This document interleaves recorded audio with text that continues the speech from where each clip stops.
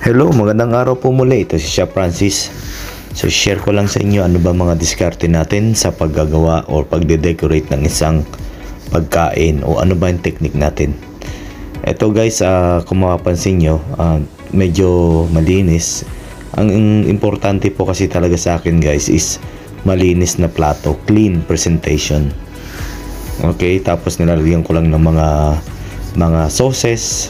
Okay, pagkatapos palagi kong ine-emphasize palagi yung main ingredients para makita yung main ingredients. Hindi po katulad ng iba, pag naglalagay po sila kasi ng sauce is talagang halos pinupuno nila ng sauce. Kung mapapansin niya, sa gilid-gilid lang ako naglalagay ng sauce para at least makita po natin kung ano po yung inside o yung laman ng ating mga dishes. Yan, kung mapapansin nyo. Tapos may mga toppings lang po tayo. Actually, hindi ko po ito mga roll, okay? Ako lang po yung nagpe-platings.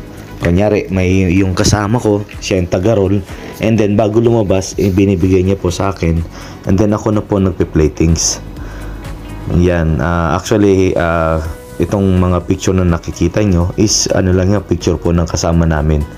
Is maganda rin naman maganda naman talaga siyang kumuha ng picture. Iniina ko na lang po yung elements ng color, yung contrast.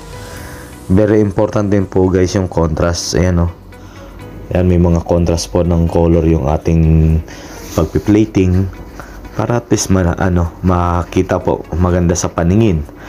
Kasi naniniwala rin po talaga ako guys na kapag maganda sa paningin is unang-una kasing parang kumakain is ang mata. Yan, pag maganda sa paningin, and then orderin, then tapos masarap din, ang mangyayari po niyan ay mas mapaparami sila ng order pag nakita nila maganda yung presentation. Sa picture pa lang nakakagutom na, okay, and then order sila, then talagang masarap naman, di ayos na po yan. So yan lang po yung pinaka goal ko sa pagpe-plating. Contrast ng color, malinis, at nakikita po yung mga laman.